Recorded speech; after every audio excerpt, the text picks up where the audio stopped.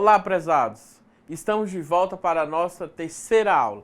Vamos dar sequência aos nossos estudos da disciplina Língua Portuguesa 3. Como já disse, é um prazer estar aqui com vocês. Além dessa videoaula que estamos apresentando, todo o conteúdo programático do plano de ensino, vocês também terão acesso à sala virtual dessa disciplina, onde poderá acessar a qualquer momento o caderno didático ou a apostila, bem como outros textos teóricos disponíveis. Nos fóruns de discussões vocês poderão discutir, opinar, exemplificar, tirar as dúvidas, interagir com os colegas. Serão auxiliados por mim, pelo tutor presencial e tutor à distância, naquilo que for necessário. E para que tenhamos um bom resultado, será necessário a dedicação de vocês nos estudos e atividades da sala virtual. Mas também é muito importante que vocês leiam toda a apostila. Esta videoaula corresponde à unidade 3, que consta lá na sala virtual. Nós vamos trabalhar nessa unidade requerimento, aviso e comunicado, circular, ofício e memorando.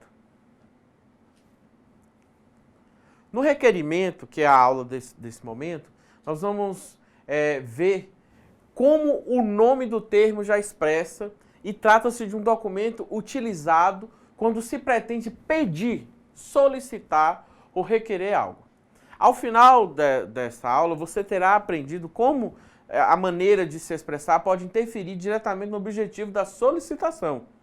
O requerimento é um documento destinado a solicitações ou pedidos enviados a pessoas hierarquicamente superiores dentro de uma mesma empresa ou a um órgão público ou instituição não comercial. O requerimento não é enviado a empresas comerciais, para este caso utiliza-se carta comercial. Foi o que nós vimos anteriormente. Sabemos que o modo como expressamos nossas intenções pode interferir significativamente no processo ou fracasso do pedido. Alguma vez você já deparou com falas semelhantes a essa? Com frequência, vemos situações em que pedidos ou solicitações não são atendidos por serem externados de maneira inadequada.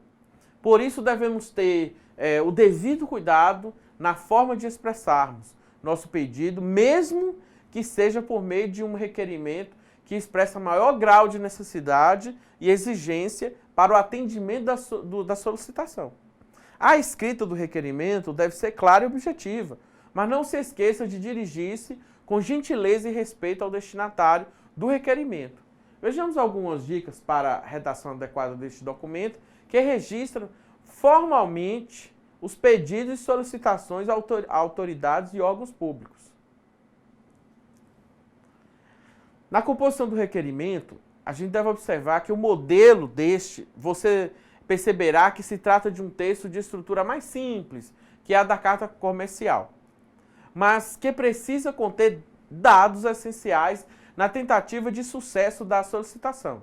Vejamos os elementos que compõem o requerimento. Identificação da autoridade a quem se dirige.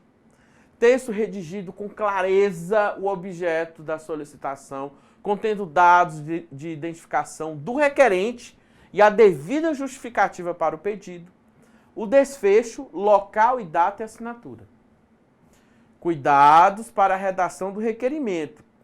Isso é importante. Como o requerimento é o meio utilizado para solicitações formais, entende-se que seja utilizado para pedidos que tenham extrema importância e necessidade.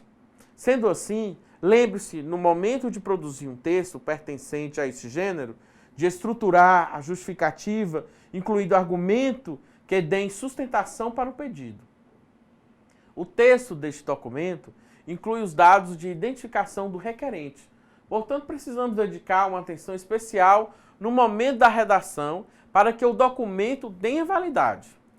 Por tratar-se de um documento que expressa uma solicitação, o desfecho do requerimento pode ser concluído com expressões que demonstram a espera pela resposta ou deferimento do pedido. Existem algumas expressões utilizadas para esse fim, como aguarda deferimento, neste termos pede deferimento, termos em que pede deferimento. Então, são situações que podem ser utilizadas. Vamos dar uma olhada nesse exemplo aqui. Aqui nós temos um requerimento. Excelentíssimo senhor prefeito municipal, fulano de tal, brasileiro, casado, paranaense, portador do registro de identidade, número tal, e do CPF, número tal, residente domiciliado na cidade de Manaus, na Rua das Flores, vem respeitosamente requerer a vossa senhoria que ele seja concedido. Aí aqui você coloca o que está sendo solicitado. Nestes termos, pede deferimento. Curitiba, aí você coloca a data e o ano. No final, aqui o nome da pessoa. Vamos ver agora o aviso e o comunicado. É um texto mais breve, destinado a várias pessoas pertencentes a uma empresa ou instituição. Normalmente o aviso traz informações mais breves e diretas. A característica básica do aviso é brevidade do texto. Mas essa especificidade não dispensa formalidade. O aviso é expedido quando se tem maior urgência em comunicar algo e não há necessidade de registros formais de recebimento. Normalmente é exposto em lugar de grande circulação de pessoas para que os interessados tenham fácil acesso à informação. A estruturação do aviso não possui regras específicas de formatação e pode mudar a apresentação dependendo da instituição que emite. As diferenças são mais perceptíveis quando se compara o aviso emitido por empresas privadas com um comunicado de órgãos públicos, né? Vamos dar uma olhada nessas duas sequências que eu separei para vocês.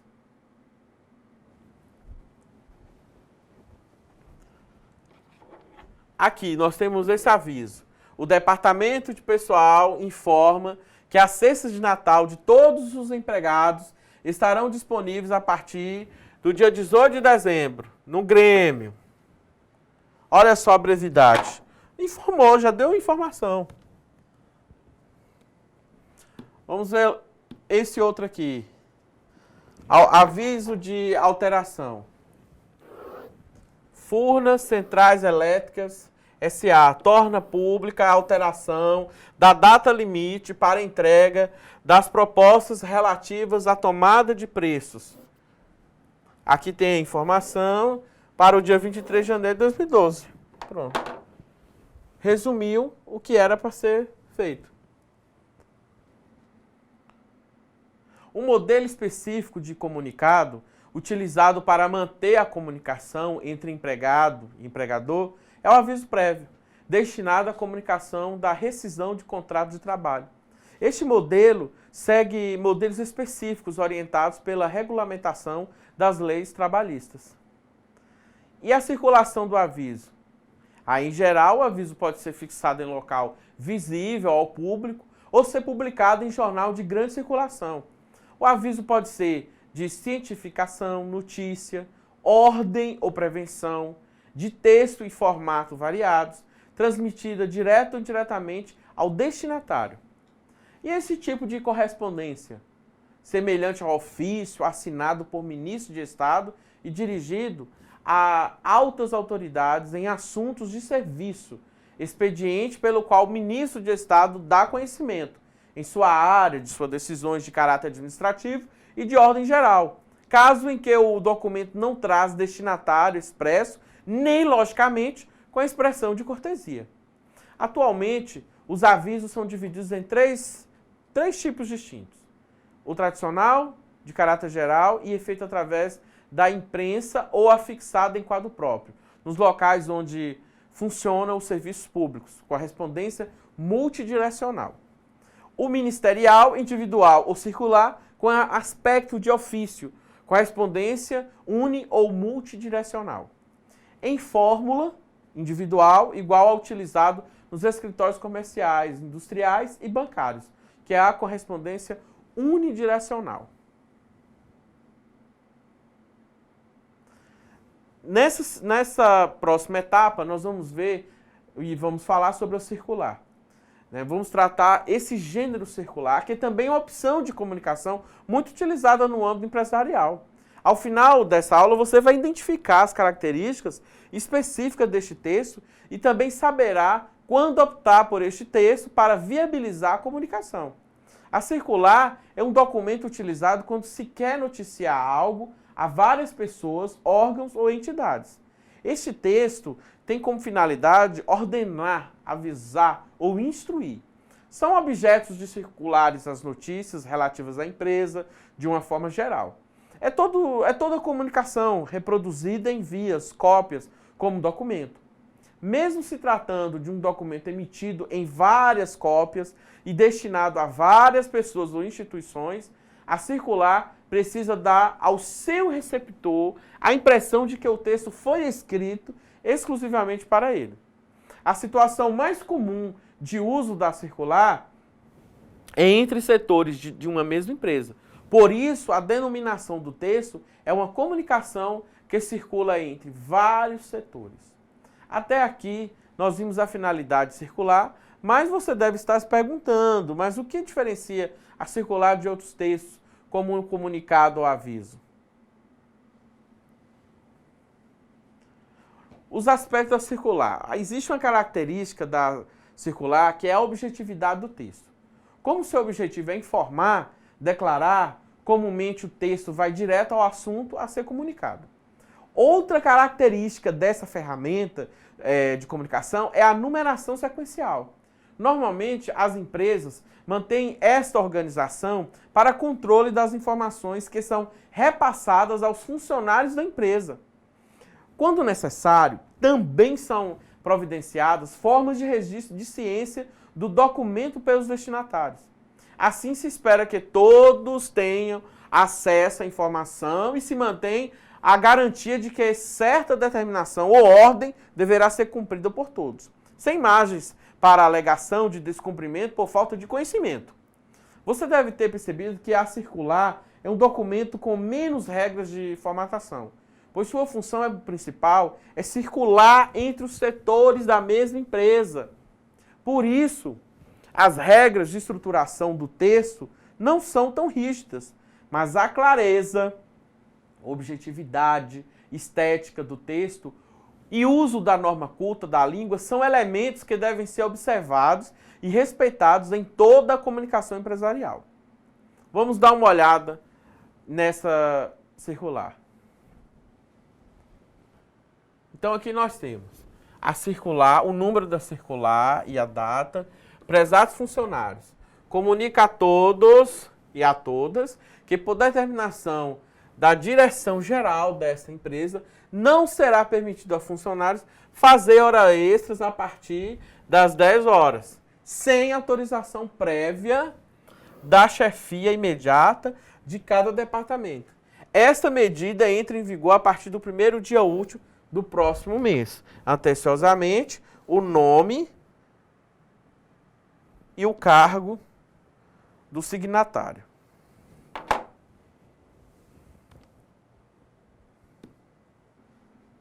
Nós também temos a circular estilo bloco. Além do modelo tradicional de circular, atualmente também é utilizado por algumas instituições este modelo que eu disse antes, estilo bloco, compacto ou americano. Vamos dar uma olhada.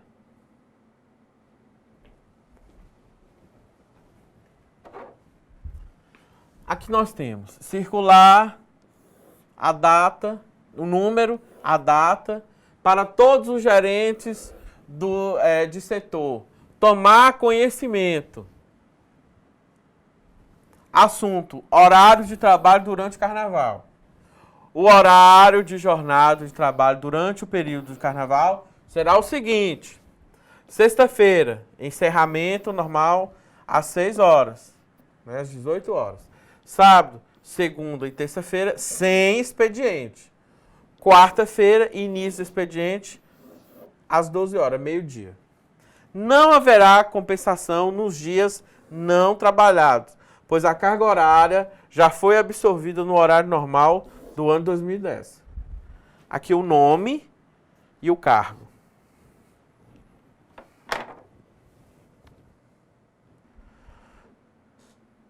Vamos ver agora e vamos discutir sobre a redação do ofício. Suporte de comunicação expedido por órgãos públicos. Ao final dessa aula, você vai distinguir o ofício de outros textos que circulam no meio empresarial. O ofício é um documento expedido entre os órgãos de serviços públicos. Entidades civis, religiosas ou comerciais se utilizam deste termo ofício para denominar a carta. É um documento público expedido por alguém superior para a troca de informações de subalternos e entre a administração e empresas particulares, em caráter oficial. De acordo com o Manual de Redação da Presidência da República, se considerarmos o aviso oficial e o ofício, ambos são modalidades de comunicação oficial praticamente idênticas. A única diferença entre eles é que o aviso é expedido exclusivamente por ministros de Estado para autoridades da mesma hierarquia, ao passo que o ofício é expedido para e pelas demais autoridades. Ambos têm como finalidade o tratamento de assuntos oficiais pelos órgãos da administração pública entre si, e no caso do ofício, também com particulares. Partes que compõem o ofício, vimos na descrição que o ofício é uma comunicação expedida exclusivamente por órgãos públicos, mas a composição do texto se assemelha à carta comercial.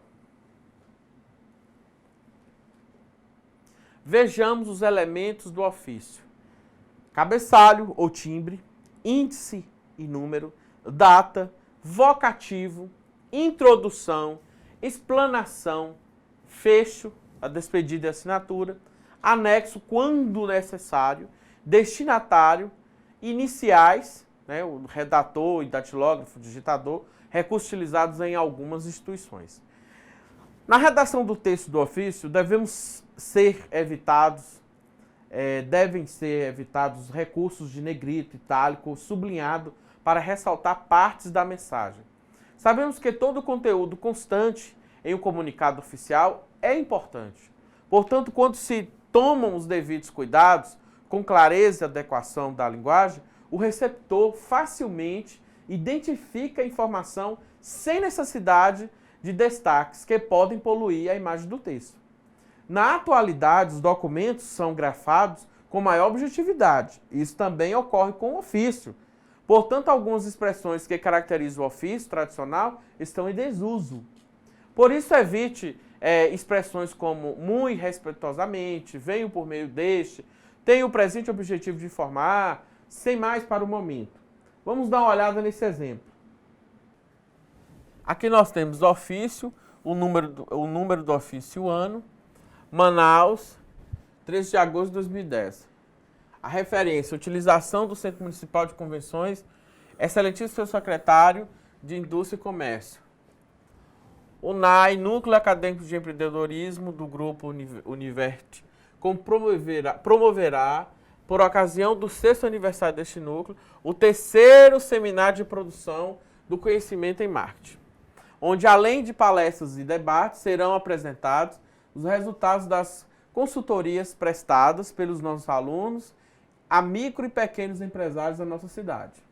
Dada a relevância do evento e ao elevado número de participantes, uma vez que as palestras e os debates serão abertos ao público, solicitamos a Vossa Excelência autorização para utilizar nos dias 14 e 15 do mês de setembro o Centro Municipal de Convenções para a realização do seminário. Esperamos contar com seu apoio e atenção. Respeitosamente, Cecília Prestes, diretora do NAI. Aqui é o nome do destinatário. Excelentíssimo Silvano Pereira, secretário municipal de Indústria e Comércio.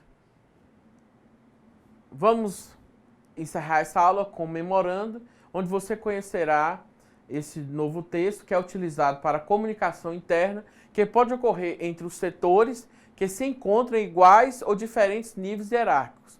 Você verá ao final desta aula que o memorando é utilizado para agilizar a comunicação quando não há necessidade de formalizar o retorno. E os despachos com respostas são escritos no corpo do próprio documento. Então nós temos aí uma variedade enorme de textos em meio de circulação. E, na verdade, esses modelos foram surgindo conforme a necessidade de organização interna e externa do registro da comunicação empresarial.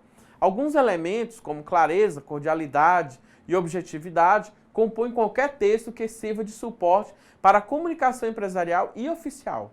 Mas outras características, como formatação, numeração, organização do texto e identificação, são recursos que diferenciam os textos no intuito de organizá-los, conforme requer cada situação específica da comunicação.